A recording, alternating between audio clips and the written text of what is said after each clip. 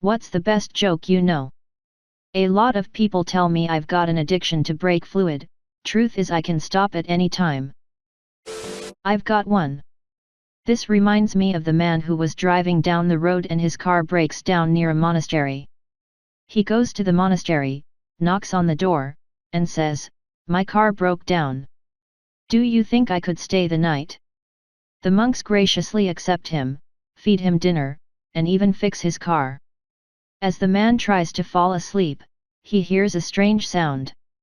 A sound unlike anything he's ever heard before.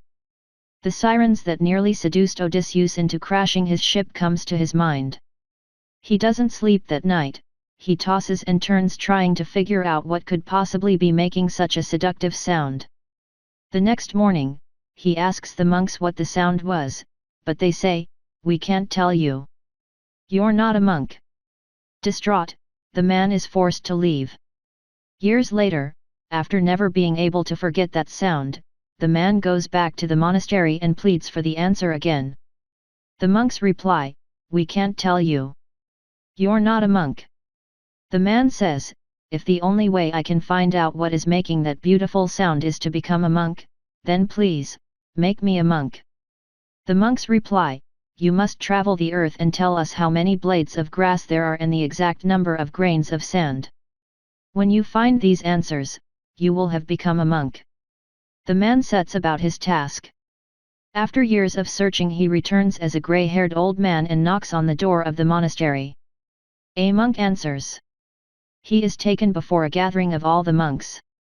"In my quest to find what makes that beautiful sound, I traveled the earth and have found what you asked for. By design, the world is in a state of perpetual change. Only God knows what you ask. All a man can know is himself, and only then if he is honest and reflective and willing to strip away self-deception."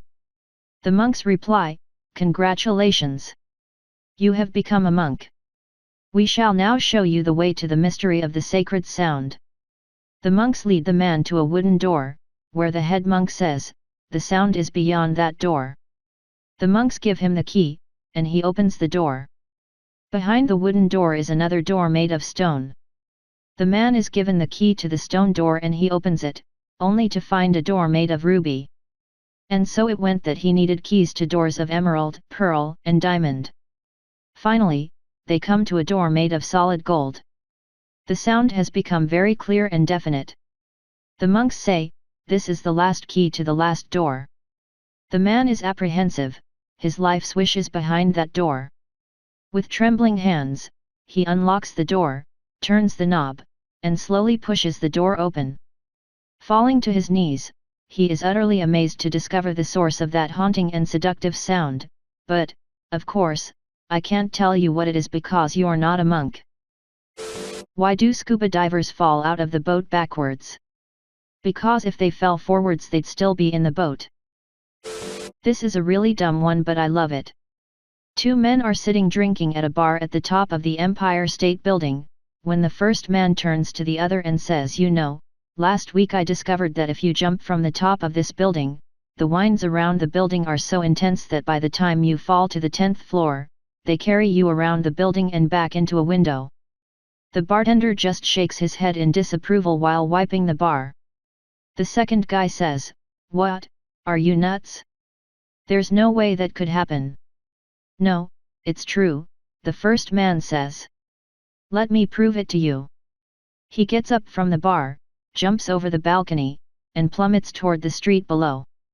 As he nears the 10th floor, the high winds whip him around the building and back into the 10th floor window and he takes the elevator back up to the bar. He meets the second man, who looks quite astonished. "You know, I saw that with my own eyes, but that must have been a one-time fluke."